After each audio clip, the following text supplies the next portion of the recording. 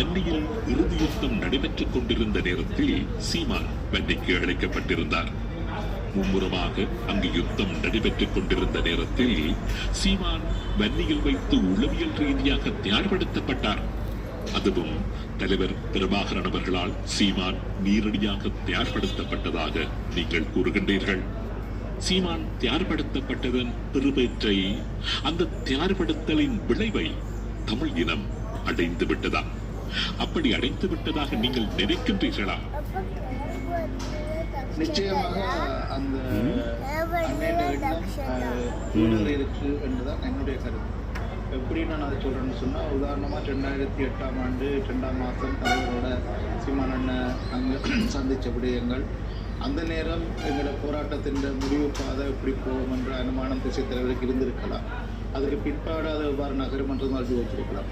எது எப்படியோ தாய் தமிழ் தமிழக உறவுகளுக்கும் அதே நேரம் புலம்பெயர் தேச உறவுகளுக்கும் இந்த விடயத்தை கொண்டு போய் சேர்க்கணும் அல்லது அந்த விஷயத்தின் உண்மைத்தன்மையை அறியணும் என்று சொல்லி தலைவர் நினைத்து அது தமிழ் தேசியம் என்ற விடயம் தக்க வைக்கப்பட வேணும், இந்த விடுதலை போராட்டத்தின் நோக்கம் வீழ்ப்போடு இருக்கணும் என்று தலைவர் யோசிச்சிருந்தால் நிச்சயமாக 2025ஆம் ஆண்டு அது நிறைவேறிவிட்டதாகத்தான் நான் கருதுகிறேன்.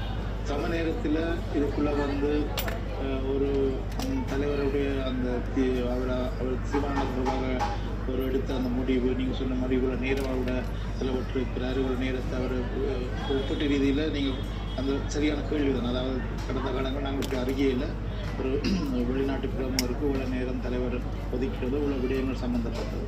ஒன்று சில நேரம் புலம்பெயர் தேசத்தில் இருந்த அந்த செயற்பாட்டாளர்கள் பயிற்சி பற்ற நடந்திருக்கு. அதில் ஒரு தலைவர் சிலரையும் சந்திருக்காங்க தவிர தலைவர் நேரடியாக இவ்வளோ விடயங்கள் சம்பந்தப்பட்ட யதார்த்தமான உண்மை. ஆனால் தலைவர் என்ன விடயத்துக்காக சீமான் அண்ணையை தெரிவு செய்து அல்லது சீமான் அண்ணையை தயார்படுத்தினாரோ அந்த நோக்கம் நிறைவேற்றப்பட்டிருப்பதால் அது நான் யோசிக்கிறேன். சம நேரத்தில் ஒன்று எல்லாரும் புரிஞ்சு கொள்ளணும். சீமான் 2008ஆம் ஆண்டு போனவர், அப்போ 2009 மே வரைக்கும் என்ன செய்தவர், அந்த நேரம் ஒன்றும் சொல்லலேன்னு இயக்கம் உயிர்ப்போடு